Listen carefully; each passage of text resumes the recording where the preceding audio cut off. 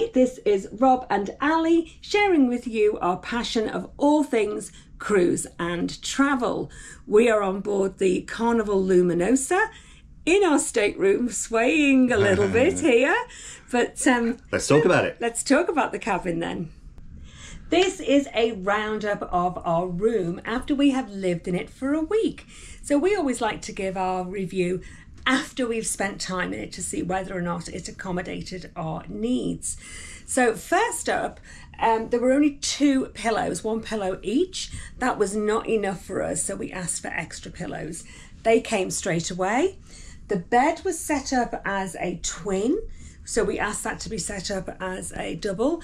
That was done by the time we came to bed that evening. It was already set up and pushed together as a double, so that was really good. We do like to have a little snack at night, but not in bed. We like to sit down on the sofa here and have a little drink and some pizza, so we asked for a table. There are not enough tables to go around every cabin, so he didn't promise that he could bring us a table. He just said he would ask to see if there were any available, and there was, so we got this little table, but I wouldn't expect it every time. I guess it just depends what's on offer. The refrigerator, they don't tend to get very cold. However, we had a tip given to us that if you leave the cabinet door to the refrigerator open, so we found a can was the ideal size just to wedge open the door like that. So it just lets some of the airflow in. That lets the heat out from the motor. You can feel it though. You can feel the heat, yeah. You can feel the heat from the back of the motor, from the back of the refrigerator. That all escapes. And, oh, I'm just going to get down on my knees. That's too cold to even put against my cheek. That's how cold it is. So if you can buy your cans of pop, Coke, beers, if you like. You can buy those at the bar and ask them not to open them for you. So you can then put them in your refrigerator and whilst you're getting ready, or when you come back to your cabin at night, you'll have a cold drink waiting for you. You can always get room service, which is great, but we just sometimes don't want to be waiting around for room service. We just come in and just crack a beer open. Yeah, and if you've got a bottle of wine from the restaurant and you haven't drunk it all, you can put it in there, keep it nice and cool. Absolutely. If you don't want to leave it in the restaurant. But that's or if really, you want to drink really it later. cool. So that was good, yeah. That was good. We found the storage space was ample, absolutely ample. Our daughters had one of these wardrobe doors that they couldn't get into. It had like a little lock on it. So no, it wasn't a lock. What it is, it's these little tags here, these little leather tags, and it had broken off. Is that what it was? That's what it was, yeah. So, but they did then use these under the sofa extra storage. And they put all their extra things in there, and they found that they had adequate storage there. Now, we have been flooded out slightly in the bathroom. Flooded out slightly? Can you be slightly flooded? Anyway, we were flooded out a little bit in the bathroom. Other people have the same comments on different floors, so this wasn't an event that happened exclusively in our cabin. And what's happening is, it's not the water coming from the shower because you've got your shower curtain over the lip, or that it's wafted out. So we actually don't use the shower curtain for that very purpose. What's happening is the water goes down the drain here in the shower cubicle, and this is the overflow just on the other side of the lip here. So the water's not getting away to the shared drainage. It's coming straight back up here. Especially if the ship's rocking and rolling a bit, because if it's listing to this side, the water then goes this way.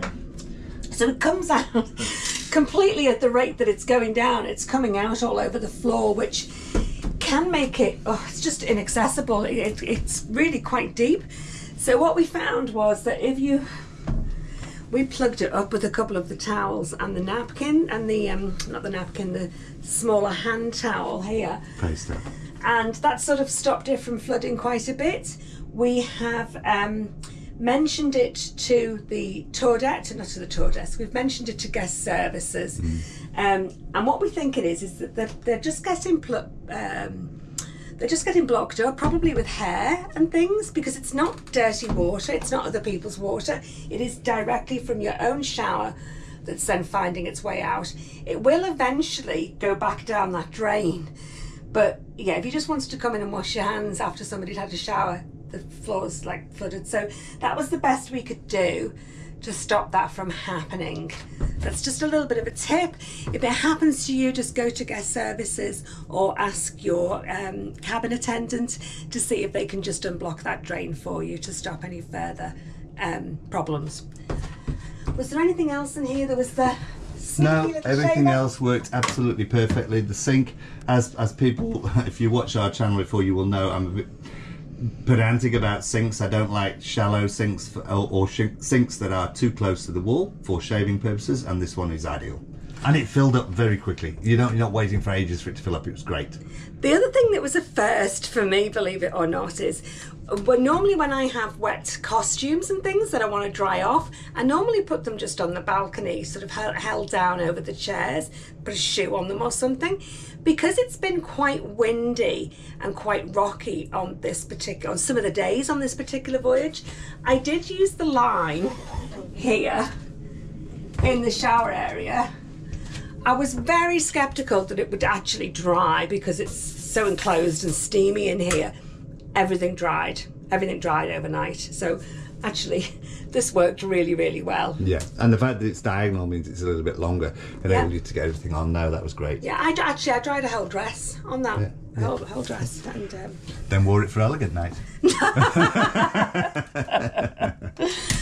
Was there anything? Do you know? I don't think no, air conditioning worked perfectly. The air conditioning is very efficient. We weren't too cold. We were a lovely temperature. Yeah, and it does. This dial does work. I know sometimes the dials are just here, and it's what you call it. It's overridden by the main control, but it's not. This actually worked to how we set it.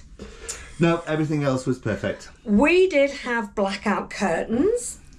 Which is great. I mean, I love to wake up to sunshine in the morning, but not at kind of 6 o'clock if it gets light. Some people did say to us that their curtains were not blackout and they were sensitive to the light. So I don't know how you would find that out, but certainly if you're a light sleeper, when you come on, check with guest services or just check straight away if they've got blackout curtains, see if they can move you anywhere else if you're very sensitive to that light in the morning. Yeah, I think that's about it. Everything else was perfect. Everything else was perfect. We hope you found that roundup of our cabin useful. If you have, please consider subscribing, hit that notification bell, and give us a thumbs up of a like. What you got there, huh? Got my little Carnival bear. He's so cute. All right, thanks for watching, everybody. We will see you in the next video, and in the meantime, happy cruising. Happy cruising. Bye Keep for now. watching. We are Rob and Ali, sharing with you our passion. Why did you look at me then? I always do. Are you not Rob? Ah! Who is this man?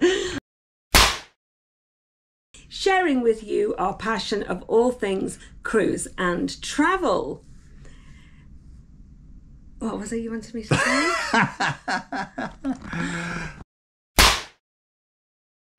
We have...